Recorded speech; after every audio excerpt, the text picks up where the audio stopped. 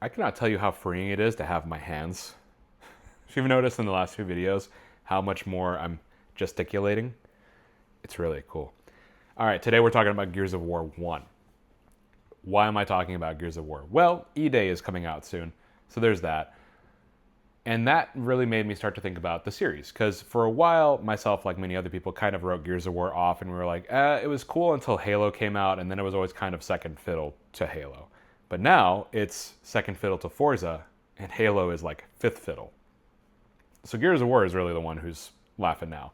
And I realized I hadn't really played Gears 4 or 5 or Tactics. I hadn't really engaged with the series since it ended with 3. And me being me, and I am very curious by nature, I wanted to start to explore the Gears of War franchise again because obviously something worked, right? You don't get to sell that many copies and be that much of a staple of a franchise if you don't do things right. So I did what anybody would do and I started playing Gears of War Reloaded. Now, I understand that Reloaded is not the best version of the game. In fact, I understand that from just playing it. The way that they do the lighting here doesn't really work super well. The original game had a very specific art design and art direction that was very grimy and very dark, and it actually made specific areas, especially in Act 2, work very well because in Act 2, darkness is very important because you need to know if you're stepping into darkness or not. And Reloaded, because it's so much brighter, does not do a good job of telling you if you're in darkness or not until it's too late. Ask me how I know. But I hadn't played it yet. I figured I would try it. I've played Gears of War 1 enough times. I played Ultimate Edition already. So I might as well play Reloaded. Give that a shot, right? I was curious. And sometimes I even play with the DualSense controller just to like feel something. But for the most part, I'm using the Xbox controller.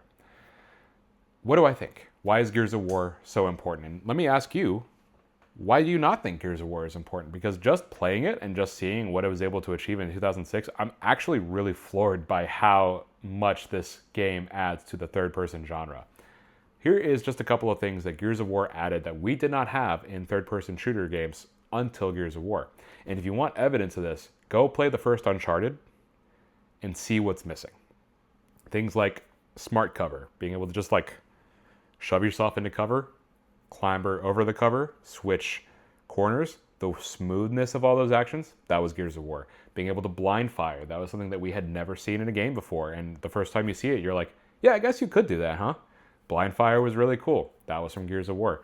Things like the roadie run. Ooh, sprint was still kind of new to us. We hadn't had Call of Duty 4 yet. So like the idea of like, oh, I can move faster if I hold a button down, that was neat. That was cool. The active reload system, I think, is genius. It's my favorite part of these games because it makes reloading, which is normally very tedious and boring, especially in a game where the enemies are so spongy, because Gears of War has spongy enemies.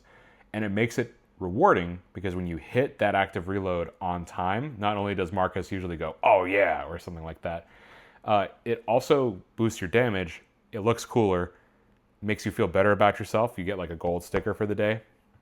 Hit your active reloads. It makes you feel very, very good. The game had a very big focus on gore. Remember, mature titles like this were really not like a thing at the time. So seeing something get ripped to shreds with the Gnasher was like, whoo, especially for a 12-year-old, that was like, oh, cool. I'm not allowed to play this. My dad didn't care. Again, anything other than Grand Theft Auto, he was perfectly fine with. The storytelling is honestly pretty good too.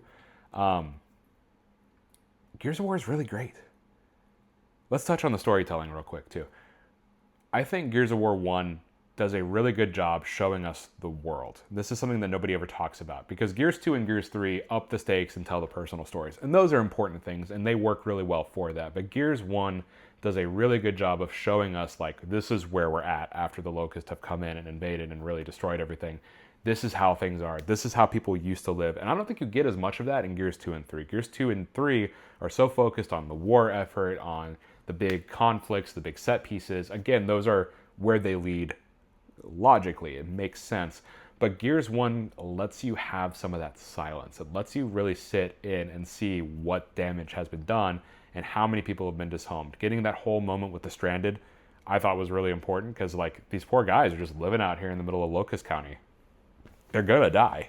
Like they are going to die. so Gears does a really cool job of like showing off a world and showing us, hey, this is what it's like. And graphically, especially with the art style, it feels really grim. It feels really hopeless, and it does such a good job at making you feel like it's just you against the world, and Dom, of course. The character writing itself is also, I think, particularly good for what it is. I don't think it's going to take home any Pulitzers, but I do think the way that Marcus and Dom and Barrett and Cole are written as a squad works really well in just such a easy to understand, fun, enjoyable way. The banter is good. The connection between Dom and Marcus is so immediate and ends up getting built on so much through the games that it does have a payoff in Gears 3 emotionally. Cole is Cole. Everyone knows Cole. Everybody loves to hate Baird. Everyone knows a friend like Baird.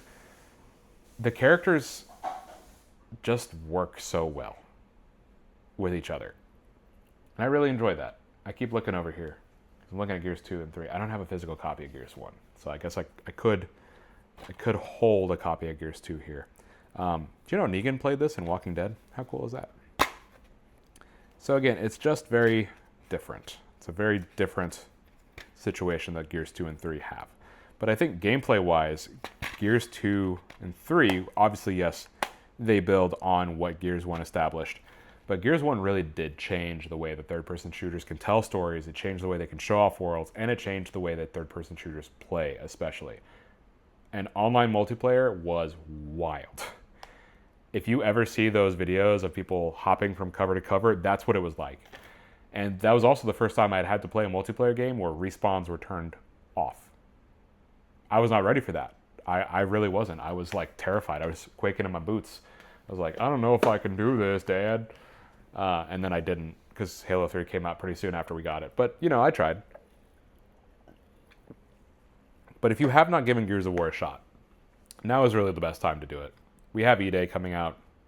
Gears 1 is available on PC and Xbox and PlayStation at this point. It's worth a shot. It's worth a try. And I really recommend playing Gears 2 and 3 if you can. Obviously, these are locked to specific hardware. I think you can cloud stream them, but they are great games. Gears 3, in my opinion, is the best in the series. Some people might say Gears 2. Some people might say the first one. Nobody's going to say Judgment is the best. But I'm very curious to see what Gears 4 and 5 do with the whole series as I move through here. And I'm curious to see what E-Day is going to do as well, because it's interesting to me that we're moving backwards, not forwards. What do you think? Is Gears of War actually a good franchise? Am I just blowing smoke up someone else's bum? Did you enjoy Gears? Which one's your favorite? Tell me in the comments below. This is day number 17 of recording and filming and posting a video every single day for 30 days. This one is probably a little bit shorter because really I don't know how much more I can say about Gears of War. It's been around for so long and everyone's kind of explored it. And I'm not Noah Caldwell-Gervais or Jacob Geller. I can't sit here and be like, here is an hour and a half long deep dive into the thematics of Gears of War. Like, I could probably do that, but it wouldn't be as well made or interesting. It would take me like a year and a half, and by the time I did it, they'd probably make it so that video wouldn't get enough views to get me monetized. So it would just be a fun project, which that's too much work for a fun project, in my opinion. But thanks for watching. I hope you enjoyed. Leave a comment below, like, subscribe, check out my playlist of all of my other videos that I've done in this series. They are really cool. I talk about a variety of subjects because I'm a retro gamer and I like retro gaming. Have a great day.